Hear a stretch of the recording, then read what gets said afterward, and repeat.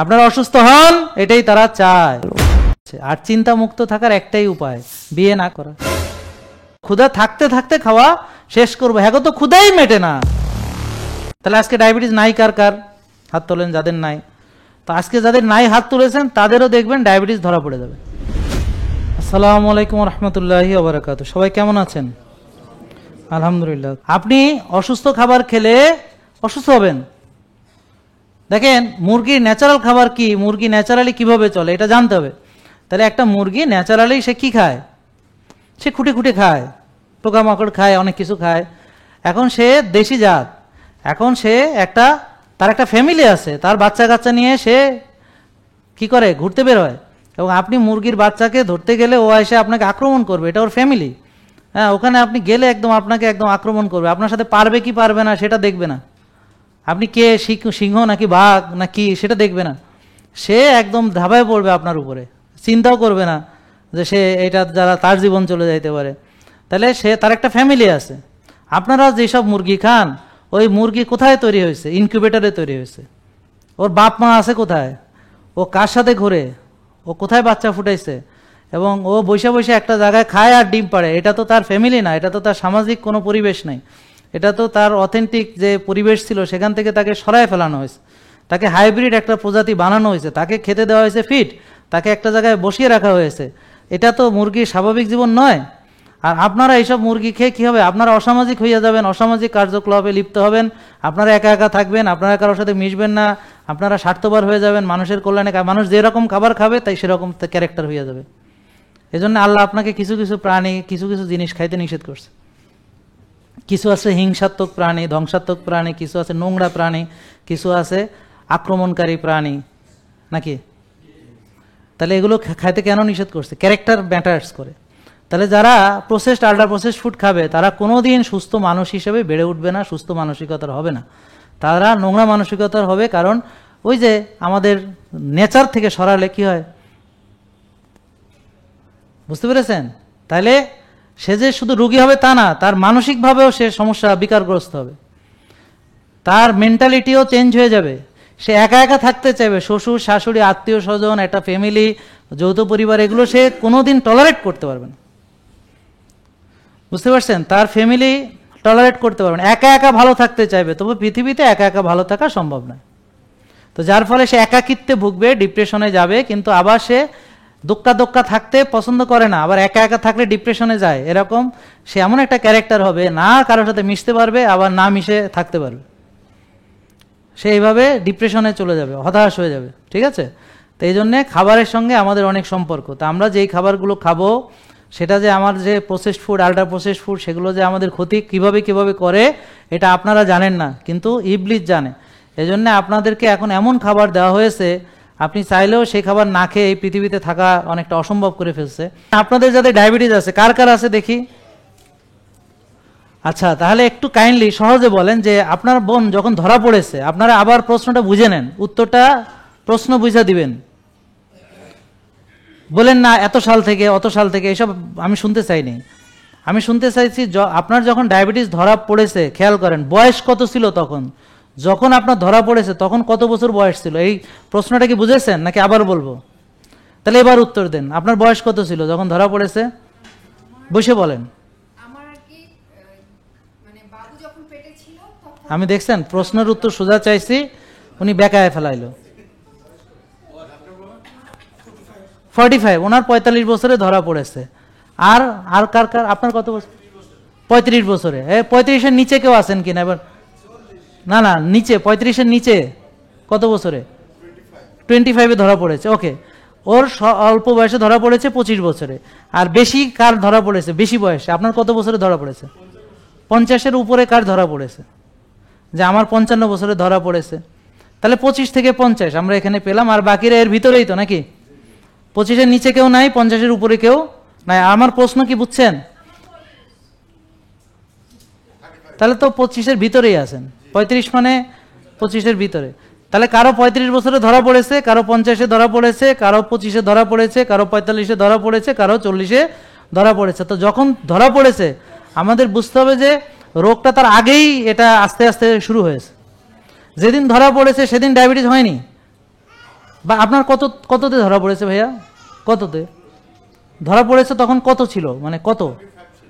25, diabetes 25। আচ্ছা, তাহলে ওর 25 বছরে ধরা পড়েছে, বয়স 25, ডায়াবেটিস কত ধরা পড়েছে? চিনির লেভেল কত ছিল? সুগার কত ছিল? আচ্ছা, জানেন না। আপনার কত ছিল সুগার? 18তে ধরা পড়েছে। ওকে, তো যেমন ধরেন আপনার কত বছরে ধরা পড়েছে? আচ্ছা, ওনার 35 বছরে ধরা পড়েছে, সুগার ছিল 18। তার মানে দেখেন, সুগার প্রথমে তার 18 হয় নাই, বলেন সুগার ছিল কত? প্রথমে 5, 6, তারপর হয়েছে একটু 7, তারপর একটু 8, তার মানে 18তে ধরা পড়েছে। তার মানে অনেক দিন ধরে তার সুগার বাড়তে বাড়তে বাড়তে বাড়তে 18 হয়েছে নাকি? তাহলে যখন ধরা পড়েছে, তাহলে প্রথম দিন ধরা পড়েনি, তাহলে ধরাও পড়েছে অনেক দিন পরে। এটা মনে হয় বুঝেন নাই আপনারা। কি বুঝছেন বলেন দেখি, কেউ একজন? ইয়েস, মানে ধরেন আমার যদি 7-এ ধরা পড়তো, তাহলে আমি বলতাম আর্লি ধরা পড়ছে, 7-এই ধরা পড়ছে। এটা বুঝতে পারছেন? তাহলে ওনার যখন ধরা পড়ছে 35 বছর বয়সে, তখন ওনার ডায়াবেটিস ছিল কত? 18। তার মানে 18 তো আর প্রথম দিনই তো আর 18 হয় নাই। ধরেন প্রথমে হয়তো 5 থেকে 6 হয়েছে, 6, 7, 7 থেকে 8, 8, 9, 9, 9, 9, 9.5, 10, 10, 10, 11, 11, বা এইভাবে 18। হ্যাঁ, আমরা এটা জানি আমরা কত বছরে। যেমন ধরেন আমরা তো ওনারটা ধরা পড়েছে দেরিতে, তো ধরে নিয়ে আরও বেশ কিছুদিন ধরে সে ডায়াবেটিস ছিল, প্রথমেই ধরা পড়েন নাই। হ্যাঁ, তো ওনার হিসাবটা ঠিকই আছে। উনি হিসাব করছেন যে ডায়াবেটিস হয়তো আরও 10 বছর আগে বা 12 বছর আগে ধরা পড়ছে, বা উনি ওই হিসাব করে বাইর করছেন, মনে করছেন আর কি, মানে আইডিয়া করছেন যে ওনার হয়তো 20-25 বছর বয়সে ডায়াবেটিসের প্রক্রিয়া শুরু হয়েছে, আর ডায়াবেটিসটা ধরা পড়ছে তারও অনেক পরে। বোঝা গেল? এবার বুঝতে পারছেন? এখন আমাদের কাছে যে বুদ্ধি আছে, এতে করে আপনার ডায়াবেটিসটা খুব ভালো করে খেয়াল করেন, ডায়াবেটিসটা হওয়ার আগেও ধরা পড়ে যাবে। তাহলে আজকে ডায়াবেটিস নাই কার কার? হাত তোলেন যাদের নাই। তো আজকে যাদের নাই হাত তুলেছেন, তাদেরও দেখবেন ডায়াবেটিস ধরা পড়ে যাবে। কীরকম? যেমন ধরেন আপনার ডায়াবেটিস হয়তো হয়নি, কিন্তু ডায়াবেটিসের প্রক্রিয়া শুরু হয়ে গেছে। তাহলে বলেন যে ডায়াবেটিস, বলেন ডায়াবেটিস হওয়ারও 10-12 বছর আগে এটা বোঝা সম্ভব যে তার আরও পরে ডায়াবেটিস হবে কিনা। তাহলে যেখানে ওনার ডায়াবেটিস হওয়ারও পরে ধরা পড়েছে, আরও পরে ডায়াবেটিস হয়েছে তার অনেক পরে ধরা পড়েছে, সেখানে আপনার হওয়ার আগে ধরা পড়া সম্ভব। কিভাবে? যে আমরা বলেন মেটাবলিজম দেখে, মেটাবলিজম পরীক্ষা করে, মেটাবলিক প্রোফাইল টেস্ট করে। তাহলে মেটাবলিক প্রোফাইলের ভিতর কি কি আছে? একটা হচ্ছে হোমায়ার আছে, তারপরে ইনসুলিন আছে, ব্লাড সুগার আছে, TG/HDL রেশিও ইত্যাদি অনেক কিছু আমরা টেস্ট করাই প্রোফাইল দেখার জন্যে। তার সঙ্গে আমরা ভিটামিন ডিও করাই, হ্যাঁ, এবং CRP প্রদাহ দেখার জন্য করাই। তো অনেক কিছু আমরা মেটাবলিক প্রোফাইলের ভিতরে দেখি। কিন্তু এটা হলো পরীক্ষা, এটা হলো টাকা দিয়ে পরীক্ষা করাইতে হয়, কিন্তু টাকা না দিয়ে পরীক্ষা না করেও বোঝা যায়। হ্যাঁ, আমরা বাঙালিরা সবসময় ভয় পাই যে ডাক্তারের কাছে গেলে টেস্ট ধরায় দিবে, কিন্তু বিনা টেস্টেও বোঝা যায়। কীরকম? আমার ওজন বেড়ে গেছে, আমার ওজন বেড়ে গেছে, শক্তি কমে যাচ্ছে, আর খালি ক্ষুধা লাগে, কিন্তু খাইলেও দুর্বল লাগে, কম খেলেও ওজন বাড়ে। হ্যাঁ, এরকম মানে যখন এই ধরনের, তাহলে বুঝবেন আপনার ঝামেলা শুরু হয়ে গেছে। আমাদের যে লাইফস্টাইলটা নেচারের সঙ্গে, এই যে পাখি চিন্তা করেন, এই যে হরিণ চিন্তা করেন, বাঘ সিংহ চিন্তা করেন, দেখেন বাঘ কি খায়? শাকসবজি এবং ঘাস, তাই না? আর হরিণ খায় হলো মাংস। কি কন? আচ্ছা, এখন তাহলে উল্টাটা খায় না কেন? কিন্তু মানুষ দেখেন, সে তার জন্য যে খাবার, সে মায়ের দুধ না খেয়ে খায় গরুর দুধ। বুঝতে পারছেন? মায়ের বুকের দুধ না খেয়ে খায় কোটার দুধ। ন্যাচারাল খাবার নেই খায় সিরিয়াল, আনন্যাচারাল সব। হ্যাঁ, এবং দেশি মুরগি না খেয়ে খায় ফার্মেত্তা। যেই মুরগি চাষের ফিট খাওয়ানো হয়েছে, সেই ফিটটার কি অবস্থা? যেই মানুষ নিজেই খায় সবচেয়ে নোংরা খাবার, ভেজাল খাবার, তার মুরগির এসে কি একেবারে আদর্শ এবং প্রাকৃতিক খাবার খাওয়ায় বলে তা আপনার মনে হয়? মুরগিরে কি তারা অর্গানিক খাওয়ায়? মাছরে? তাহলে দেখেন, চিড়িয়াখানার বাঘ অসুস্থ হয়, তার ডাক্তার লাগে, বনের বাঘের ডাক্তার লাগে না। বুঝতে পারছেন? কারণ কি, ওই মানুষ যাদেরকে খাওয়ায়, মানুষ নিজে যে খায় আর যাদেরকে খাওয়ায় সব রুগী।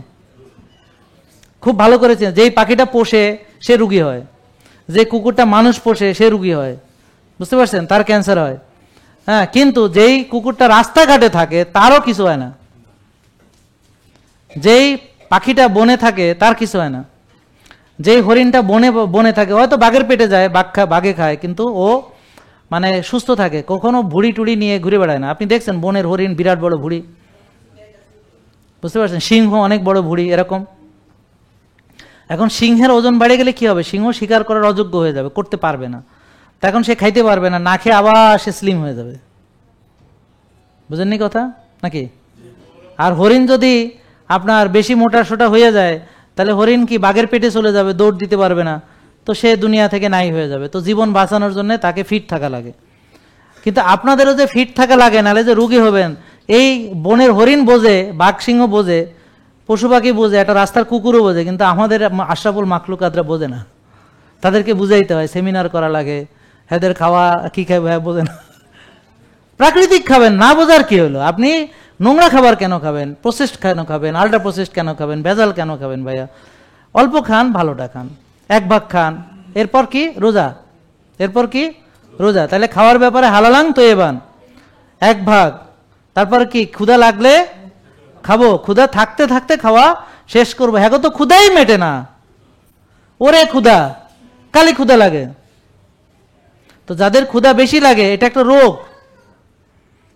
ইনসুলিন রেজিস্ট্যান্স বেশি, বলেন ইনসুলিন রেজিস্ট্যান্স বেশি, ইনসুলিন বেশি, চিনি বেশি, ওজন বেশি, ক্ষুধা বেশি। ঠিক আছে? এই তার মানে মেটাবলিজম নষ্ট হয়ে গেলে আপনার কতটুকু খেতে হবে আপনি আর বুঝতে পারবেন না। তখন যেহেতু বুঝবেন না, তখন বেশি খাবেন। এরপর হলো যাদের প্রসেসড ফুড খায়, যারা প্রসেসড ফুড খায়, তাদের যে স্যাটিটি সেন্টার নষ্ট হয়ে যায়, বোঝা যায় না কতটুকু খেতে হবে, সে বুঝতে পারে না। কেননা এই খাবারটা যে সে খাচ্ছে, ওখানে যে পুষ্টির দরকার পুষ্টি নেই, নিউট্রিশন যেটা দরকার সেটা নেই, যে ফাইবারটা বডির দরকার সেটা নাই, সিলিনিয়াম নাই, ম্যাঙ্গানেজ নাই, হ্যাঁ ম্যাগনেসিয়াম নাই, বুঝতে পারছেন, তারপর হচ্ছে B1 নাই, B12 নাই, হ্যাঁ। তো এই যে জিনিসগুলো বডির দরকার, এখন ওটা নাই প্রসেসড ফুডে। তো এখন বডি তো এটার জন্য সাফার করে, বলে আরো খাও আরো খাও আরো খাও। তো এই আরো খাওয়া মানে ক্ষুধা। কিন্তু যদি আপনি রিয়েল ফুড খান, এই যে আপনি আমার রেস্টুরেন্টে গিয়ে একবেলা খেলে তো আর আপনি মানে বাড়ি বিক্রি করতে হবে না আশা করি। তাহলে কোষ খালি করতে হলে ফ্যাট বার্ন করতে হবে কিনা? তাহলে চর্বি না গলালে কোষ খালি হবে? এখন দেখেন ইনসুলিন যদি বেশি থাকে, ইনসুলিন চর্বি গলতে দেয় না। বলেন ইনসুলিন লাইপোজেনেসিস করে, বলেন ইনসুলিন চর্বি জমায়, ইনসুলিন চর্বি ভাঙতে দেয় না। বলেন এজন্যে যাদের ইনসুলিন বেশি তারা ওজন কমাতে পারে না। ইনসুলিন বেশি থাকার কারণে ওজন কমাতে পারে না। তাহলে বলেন ওজন কমাতে হলে, চর্বি গলাতে হলে, কোষ খালি করতে হলে, ডায়াবেটিস ভালো হইতে হইলে ইনসুলিন কমাতে হবে, তারপর চর্বি গলাতে হবে। ইনসুলিন না কমায় গলানো যাবে না। তাহলে কিভাবে বাড়ে জানতে হবে। তাহলে বলেন চিনি খাইলে, ভাত খাইলে, রুটি খাইলে, ফল খাইলে, দুধ খাইলে, মুড়ি খাইলে, সিরা খাইলে, বিস্কিট খাইলে ইত্যাদি, এগুলো খাইলে ইনসুলিন বাড়ে। টেনশনে ইনসুলিন, রাত জাগলে বাড়ে, রোজা রাখলে কমে, চিনি না খাইলে কমে। আর সেন্টি না খাইলে, সেন্টি খাওয়া বুঝেননি, এই যে মহিলা যে একটু সেন্টিমেন্টাল হয়ে যায়, যে ঠাস করে জ্বলে পুড়ে ওঠে, ও চিনেন না, ওমা কয় কি কানে যে দিয়ে রাখছেন, বউ তো কান ফাটায় ফেলে নাকি ফেলে না, তো তাহলে ওইটাই সেন্টি, এটাকে বলে সেন্টি খাওয়া। বুঝেই না, বিয়া করছে জানে না সেন্টি কারে বলে, বউ যে ধাতানি মারে এটাই হলো সেন্টি খাওয়া। সকাল বিকাল সেন্টি খায়, এটাতে মাইন্ড করে, ওটাতে মন খারাপ করে, এটাতে এই করে, হ্যাঁ রে কেউ বুঝলো না, এই কয় না আমারে বুঝলা না তুমি, আমারে বুঝলা না, বলে কিনা। এ ভাই এরকম কোন স্বামী আছে যে বউ বলছে আরে আপনি বুঝেন? আসেনি ভাই? এরকম বউ কারো আছে যে বলছে না আমার স্বামী আমার খুব বুঝে? শুনছেন কোনোদিন? কি শুনছেন? বোঝে না, সে বোঝে না, হ্যাঁ বুঝবো, হ্যাঁ কইতে হাইতো না, হ্যাঁ আল্লাহ মুখ দেয় না, জবান দেয় নাই, হ্যাঁ বোবা কালা বানাইছে, হ্যাঁ বুঝতে কি তুমি বলো নাই? হ্যাঁ বলে, সবাই বলে, এটা কমন। এটা মাঝে মাঝে তারা পলিটিক্স হিসেবে বলে, বলে একটা মানে ওদেরকে দমায় রাখে আর কি, মানে ওদেরকে মানে দমায় রাখার জন্য তারা, এটা একটা কমন পলিটিক্স আর কি, এটা তাদের একটা অস্ত্র, শিখিয়ে দিলাম। আর যারা ব্যবহার করেন না, করবেন মাঝে মাঝে, হ্যাঁ তুমি আমার বোঝো না এই সেই ঠিক আছে? তো যাই হোক, এখন শোনেন, আপনারা প্লিজ একটা জিনিস মনে রাখেন যে টেনশন, দুশ্চিন্তা, রাত জাগা, এগুলো এই যে মানে হঠাৎ রেগে যাওয়া, সিরিয়াস মন খারাপ করা, সিরিয়াস ডিপ্রেশন, সিরিয়াস অ্যাংজাইটি, হ্যাঁ, এগুলো সব ইনসুলিন বাড়ায়, চিনিও বাড়ায়। যেটা প্রথমেই বললাম যে টেনশনে সুগার বাড়ে, টেনশনে ডায়াবেটিস বাড়ে, টেনশনে প্রেশার বাড়ে, টেনশনে ঘুম হয় না, টেনশনে কি হজম হয় না, কি কি বলছি মনে আছে? টেনশনে হাড় ক্ষয় হয়, টেনশনে মাসেল ক্ষয় হয়, টেনশনে শক্তি কমে। বুঝতে পেরেছেন? তাহলে দুশ্চিন্তা আমাদের ভয়ঙ্কর ক্ষতি করছে, খুব ক্ষতি করছে। আর চিন্তা মুক্ত থাকার একটাই উপায়, বিয়ে না করা। খুশি হয়ে গেছে না, বিয়ে তো করতে হবে। যাই হোক, চিন্তা মুক্ত থাকার একটাই উপায় আল্লাহর উপরে তাওয়াক্কুল করা, যে আল্লাহ বউ তুমি দিছো, আমার জন্য বাছাই করছো, দায়িত্ব তোমার, সব তোমার ঘাড়ে দিয়ে দিলাম, তোমার চেয়ে উত্তম অভিভাবক কেউ নাই, তুমি বোঝো, আমি পারি না। আচ্ছা, তো এখন টেনশন মুক্ত থাকা আসলে পৃথিবীতে সম্ভব না, কোপ করতে হবে, এটাকে ম্যানেজ করতে জানতে হবে। বুঝতে পারছেন? মেয়েরা হলো একটা ছেড়ে দিলে বাঁকায় যাবে বেশি, আর যদি বেশি টাইট দেন ভেঙে চলে যাবে। সো মাঝামাঝিভাবে তাদেরকে বুঝাই শোনায় চলতে হবে আর কি। তো এখন আবার ভাইবেন না যে আমি পণ্ডিত, আমি আপনাদের মতোই, মানে ধরা খাওয়া পার্টি, মানে কোনো বুদ্ধিতে কাজ হবে না, আলটিমেটলি ধরা খাইতেই হবে আপনাকে। তো এখন শোনেন, তো এখন এটা রাসূল সাল্লাল্লাহু আলাইহি ওয়াসাল্লাম একটা হাদিস বললাম আর কি, যদি হাদিস কোরআনে কাজ হয় আর কি। তো এখন কোরআনের আলোকে আমরা দেখেছি পৃথিবীটা হলো এখানে পরীক্ষার জায়গা। তো পরীক্ষা হবে, টেনশন আসবে, দুশ্চিন্তা আসবে, আমি কিভাবে হ্যান্ডেল করব, আমি কিভাবে ম্যানেজ করব। তো এই জন্য স্ট্রেস ম্যানেজমেন্ট শিখতে হবে, একটা পরিস্থিতি, হ্যাঁ, এই বিরূপ পরিস্থিতিতে কিভাবে চলবো, এগুলো। আপনি যদি স্ট্রেস ফ্রি থাকতে চান, এটা সম্ভব না, আপনাকে সরাসরি জান্নাতে যাইতে হবে। হ্যাঁ, যে এখানে এসে একটা বিমান পড়লো, আপনি গেলেন গা জান্নাতে, ব্যাস ডিরেক্ট। কিন্তু পৃথিবীতে থাকবেন, টেনশন থাকবে না, হতাশা থাকবে না, ডিপ্রেশন থাকবে না, বিপদ আপদ আসবে না, এটা হবে না। ইবলিস তাহলে আছে কেন? ইবলিস আছে হতাশা দেওয়ার জন্য। তো এখন ওকে ট্যাকেল করা জানতে হবে। যে আমি ওই যে ওদিন একটা আমার ডাক্তার, আমার এক রুগী, ওনার বয়স অনেক বেশি, যাই হোক মুরব্বী মানুষ, কিন্তু অনেক বকা টকা খাইছে কালকে, খাওয়ার কারণ আছে, সে বকা খেয়ে খুশি হয়েছে, মাইন্ড করে নাই। বলে যে আমি বললাম যে আবার মন খারাপ করে না, আপনি ভালোর জন্য বলছেন, আমি খুশি হয়েছি। তা আমার রুগীরা আবার বকা খেলে খুশি হয়, বুঝছেন, বুঝে যে আমার ওর ভালো হয়েছে, আসলে আমি তো আপনাদের ভালো চাই। তা আপনাকে যদি বকাও দেই, আপনি যদি সেই বকা শুনে যদি শুধরান, তাহলে তো আপনারই লাভ, বুঝলেন না? আমাকে তো জোড়া বেতে পিটাইছে, আপনাকে তো আমি জোড়া বেতে পিটাচ্ছি না। বুঝতে পারছেন? স্যারেরা শাসন করছে, আব্বা যদি বাড়িতে যদি সন্ধ্যার দেরি হয়েছে, তো মানে বুঝতাম যে মিলিটারি অ্যাকশন হবে।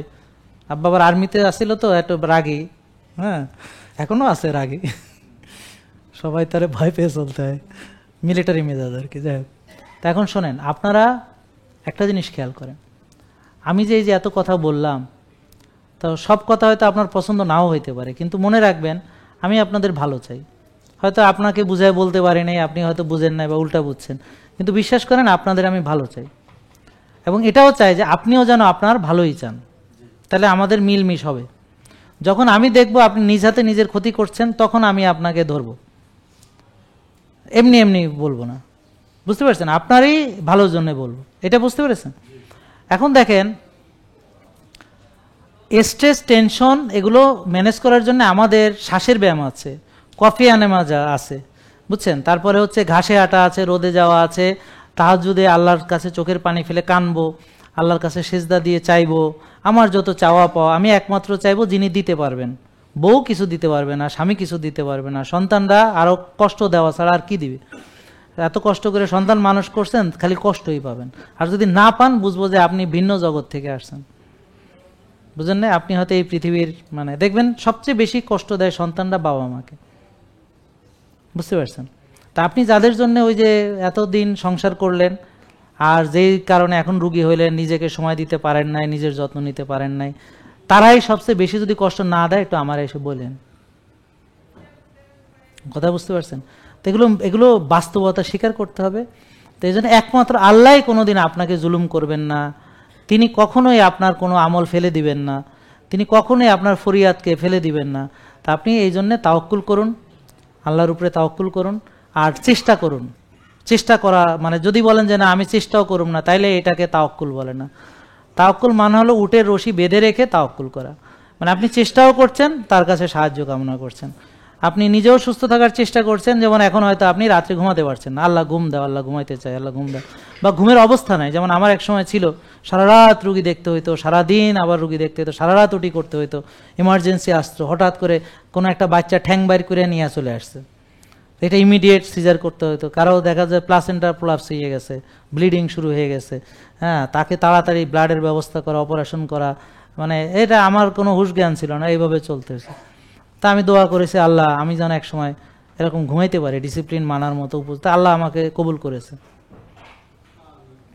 আপনাদের জন্য দোয়া করতাম যে আল্লাহ এই রুগীগুলা, বিশেষ করে মুরব্বীদেরকে অনেক ভালোবাসি আমি বেশি বেশি, কারণ আমি মুরব্বীদেরকে ভালোবাসি, ওনারাও আমাদের ভালোবাসেন, আমার বাবা মা আছেন, সবাইকে দেখলে মনে হয় আমার বাবা মার মতোই।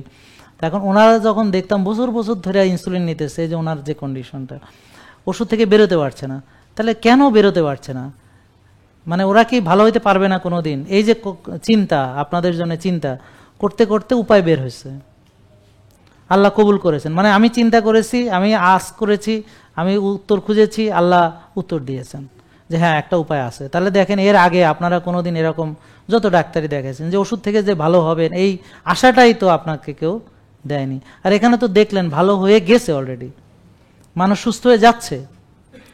হ্যাঁ, আমার এখানে হাজার হাজার লোক কমেন্ট করবে যে আসলেই তারা ভালো হচ্ছে কিনা, ইউটিউবে করবে, ফেসবুকে করবে, বুঝতে পারছেন। আর কিছু আছে দুষ্ট, তারা তো আমার বিরুদ্ধে করবেই, কারণ কারো হয়তো ব্যবসায় সমস্যা, কারো হয়তো মানে অন্য উদ্দেশ্য আছে, বা কেউ হয়তো বোঝে না, শুনছে যা, কিছু লোক আছে হুদাই চিল্লায়, মানে কিছুই বোঝে না, মানুষে যা কয় হ্যাঁ ও লগে এটা কয়, 10টা লোক কমেন্ট করলে একটা এসে করে যায় একই রকম, মানে ও কিছু বুঝে নেয়, মানে সবার মতো।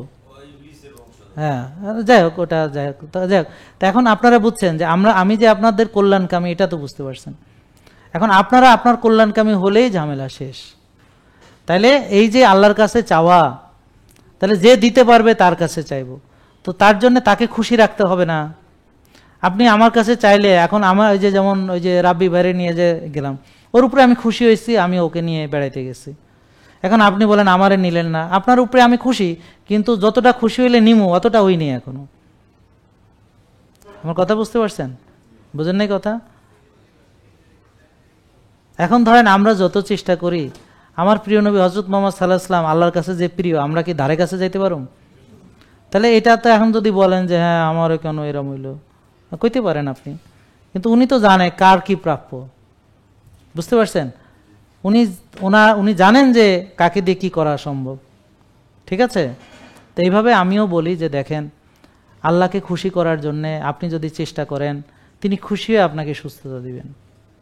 চাইতে হবে। ঘুম এখন পাচ্ছেন না, চান, এখন হয়তো এই নিয়ম মানার মতো অবস্থায় নেই আপনি, ওই যেমন আমি এক সময় ছিলাম না, বুঝতে পারছেন? কিন্তু আপনি দোয়া করেন, আর যা পারেন সেটা করেন।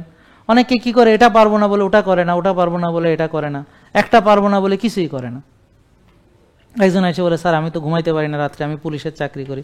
ঠিক আছে, আপনি যেগুলো পারেন সেগুলো করেন, রোজা রাখুন, এই খাবার খেয়েন না, ওটা খান, শ্বাসের ব্যায়াম করুন, ঘাসে হাঁটুন, রোদ্রে যান, এবং আপনারা যখন সুযোগ পান ঘুমান, ঠিক আছে? আর দোয়া করেন যেন আল্লাহ আপনার র্যাঙ্ক আরও উন্নতি করে, পুলিশ হেডকোয়ার্টারে যেন চাকরি হয়, এবং ওখানে যেন রাত দিন মানে ঠিক থাকে। সব জায়গায় তো আর একরকম হয় না, কথার কথা বলতেছি, একটা সময় তো পরিবর্তন হয়। আল্লাহ কার উপরে জুলুম করেন না। কিন্তু কথা হলো যে আমিও তো এক সময় গ্রামে ছিলাম, আমি 19 বছর 24/7 ডিউটি করতে হয়েছে। তখন তো আমি চাইলেও আমার নিয়ন্ত্রণে ছিল না, কিন্তু সুযোগ পাইলে আমি ঘুমাইতাম, সেখানেও দৌড়াইতাম, সাইকেল চালাইতাম, সাঁতার কাটতাম, এগুলো ভিডিও এখনও আছে, দেখতে পারেন। এখন ইচ্ছা থাকলে যতটুকু করা যায় সেটা করতে হবে। তাহলে আমরা পৃথিবীতে সব পারবো না ভাই। কেউ আছে একটা দেশি মুরগি জোগাড় করতে জান বের হয়ে যাবে। দেখেন আপনি এত সোজা না, সুস্থ থাকাটা অনেক কঠিন হয়ে গেছে, কঠিন করা হয়েছে। চাইলেই আপনি রাতা মোরগ পাবেন না, চাইলেই নদীর মাছ পাবেন না, চাইলেই খাঁটি একটা জিনিস পাবেন না, ভেজাল দিয়ে ভর্তি। আর আমরা যদি একটা জিনিস আনছি তো এটা নকল বের করে বাজার ছয়লাভ করছে। তো নকল থেকে বাঁচতে ডিরেক্ট আমাদের ফোন দিন, 09678242404, এই নাম্বারে ফোন করুন, সরাসরি আমাদের এই আফতাবনগর নূর টাওয়ার এখানে আমাদের ডিরেক্ট নেন, অথবা আমাদের ওয়েবসাইট আছে www.ultimateorganiclife.com, সেখান থেকে নেন, অথবা আমাদের এই যে উত্তরায় শোরুম আছে আজমপুর, অথবা গাজীপুর বোট বাজারে শোরুম আছে, মিরপুর 10-এ শোরুম আছে। তো তো আমাদের সরাসরি না নিলে নকল হবে, এতে কোনো সন্দেহ নেই, কারণ আমাদের প্রোডাক্ট আমরা এই পর্যন্ত কাউকে দেই নাই। অতএব অরিজিনালটা অন্য কেউ আপনাকে দিবে সুযোগ নাই কোনো। কেন দেই নাই? দিনে যে ওরা নকল করবে এই জন্য দেই নাই, ভেজাল করবে এই জন্য দেই নাই। তো এখন আপনি যদি আমাদের প্রোডাক্ট আমাদের থেকে না নেন তাহলে প্রতারিত হইলে আমি কি করব? তাই জন্য আপনাদের সন্দেহ হলে যে আমার চেহারা দেখছেন, আমি ভিডিওতে কথা বলতেছি, হ্যাঁ, তো যারা পেজ চিনে তো চিনলো, যারা চিনে না তারা ফোন দিবে 0967824240 এই নাম্বারে ফোন দিয়ে জিজ্ঞেস করতে পারে, বা ডাইরেক্ট আমার ওয়েবসাইট ভিজিট করলে কি কি প্রোডাক্ট আছে ওয়েবসাইটে সব দেওয়া আছে। তাহলে ওখানে যদি দেখে যে এই প্রোডাক্টটা নাই তাহলে তো বুঝবে যে এটা তো আমাদের না, আমরা কোনো এইসব বেশি না। ঠিক আছে? তাহলে ফেক প্রোডাক্ট থেকে বাঁচার জন্য সচেতন হইতে হবে, নকল থেকে সাবধান থাকতে হবে। এখন বলেন আপনি সুস্থ থাকতে চান, এখন দেখেন যে আমাদের ঢাকা শহরের যে বাতাস, এটা তো আমার হাত নাই, আমরা বায়ু দূষণের চ্যাম্পিয়ন। তা আমরা সুযোগ পাইলে একটু যাই পাহাড়ে, ঝর্ণায়, বা যখন সুযোগ পাই গ্রামে যাই, বা যখন সুযোগ পাই একটু গাছপালা আছে এরকম কোথাও যাই। তো ঢাকার ভিতরে আপনারা যদি ঢাকা থেকে প্রতিদিন তো বেরোনো সম্ভব না, রমনাতে যেতে পারেন, তারপরে ওই যে যদি সুযোগ থাকে চিড়িয়াখানার পাশে বোটানিক্যাল গার্ডেন আছে, বা কোথাও একটু গাছপালা আছে, যেমন আমাদের পিছনে একটু আছে আফতাবনগরে, ওখানে তো আমরা চেষ্টা করি যেতে। তাহলে দেখেন যেটুক পারেন শুরু করেন। আর যেমন ধরেন আপনি একবেলা খেলেন না, এর জন্য তো এমন কোনো কষ্ট নেই। রোজার মাসে সারাদিন না খেতে গেছেন তো অসুবিধা তো হয়নি। ঠিক আছে? তাহলে আপনারা রোজা রাখা মানুষ, আপনাদেরকে আমি যদি 1-2 বেলা বলি যে ঠিক আছে আপনি রোজাই রাখেন, হ্যাঁ, তো তাতে আপনি পারবেন না ইনশাল্লাহ? তাহলে রোজা যে রাখতে পারবে তার তো কোনো রোগই থাকবে না। এই যে যত রোগী আমাদের ভালো হয়েছে রোজা রেখে ভালো হয়েছে। আর বাকিটা হলো যে সে আগে রোজা রেখে সিঙ্গাড়া, সমোসা, পেঁয়াজু, বেগুনি, ভাজা পোড়া, ডুবো তেল এগুলো খেত, এখন সে সেটা খায় না, এখন সে সবজি খায় অলিভ অয়েলে, সে ডিম খায়, দেশি মুরগি বা হাঁসের ডিম, সে সালাদ খায়, ভালো তেল খায়, এরকম। তাহলে তার খাবারটা পরিবর্তন হয়েছে আর রোজাটা অ্যাড হয়েছে। রোজা আগেও ছিল, খাবারটা ভালো করেছে, নষ্ট না খেয়ে ভালো খাচ্ছে। এখন একটা ডায়াবেটিস রোগী রোজা রেখেছে, শরবত খাইলো, হইলো না। রোজা রেখেছে, রোজা খুলে সে পেঁয়াজু বেগুনি খাইলো, হইলো না। মুড়ি চিড়া খাইলো, হইলো না। তাহলে কি খাইলে হইলো? সবজি ডিম মাছ খাক, দেখেন ওর রোজা রাখার পরে সারাদিন এগুলো খেলে ওর সুগার আর বাড়বে না। তাহলে আমরা আমাদের হুমায়ের থাকতে হবে কত বলেন? 1। তাহলে কত বলেন? আপনার কত? হুমায়ের কত বলেন? জানি না। জানেন হুমায়ের কত? কথা কেনা জানেন না যে এটা বলেন হুমায়ের কত? তো জানুন, ওকে, জানুন। জানার পরে যদি ধরেন বেশি থাকে কমান, ওকে। তারপরে বলেন আপনার টিজিএইচডি রেশিও কত? বলেন জানি না। জানুন, তারপর এটাকে 2-এর নিচে নামান। আপনি জানলে তো আপনি আছেন, গুড। তারপরে হচ্ছে তাহলে আপনি এখনকার বাইরে, হ্যাঁ, আপনি বলেন জানি, হ্যাঁ। এই সিআরপি 3-এর নিচে থাকতে হবে। আপনার কত জানেন? বলেন জানেন। কথা কয় না, জানেন তো জানুন, এটা 3-এর নিচে নামান। এটা আপনি এখন আর সময় নেই, ওটা সিআরপি মানে প্রদাহ মাপার জন্য, হ্যাঁ, ওটা আলাদা ভিডিও আছে, দেখবেন। আর ইনসুলিন বলেন 4-5। ইনসুলিন কত? আপনারটা কত বলেন? জানেন তো জানেন, বেশি থাকলে কমান, আর কম থাকলে আসেন, আমি দিয়ে দিব ইনসুলিন। তারপরে সুগার আপনার কত জানেন? ওকে, জানলে জানুন, জানার পরে যদি বেশি থাকে কমান, আর কম থাকলে তো ভালো। আর ভিটামিন ডি কত জানেন? বলেন জানেন। কত থাকলে ভালো জানেন? 90-100। আপনার কত জানেন? তা আপনি বাড়াবেন না কমাবেন জানেন তো? না জানে ভালো তো এমনি থাকবেন। তাহলে জানেন, কম থাকলে বাড়ান। এবার বুঝছেন, আমরা কোনো অবৈজ্ঞানিক কাজ করি না, সম্পূর্ণ এভিডেন্স বেসড, এবং পরীক্ষার আলোকে আপনাকে সাজিয়ে দেওয়া হবে। ক্লিয়ার? হ্যাঁ। তো যার ইনসুলিন দরকার আমি দিয়ে দিব, যার দরকার না তাকে ইনসুলিন থেকে বের করা যায় কিভাবে, ওর ওজন কিভাবে বাড়াতে হবে, ওর কেমনে কমাইতে হবে, কার কোথায় অসুবিধা আছে, ইনশাল্লাহ আপনি যদি পূর্ণাঙ্গভাবে আমাকে ফলো করেন আশা করি কোথাও কোনো সমস্যা থাকবে না ইনশাল্লাহ। আল্লাহ সবাইকে কবুল করো, সুস্থ রাখো। আসসালামু আলাইকুম। জেকে লাইফস্টাইল, ওষুধ মুক্ত সুস্থ জীবন।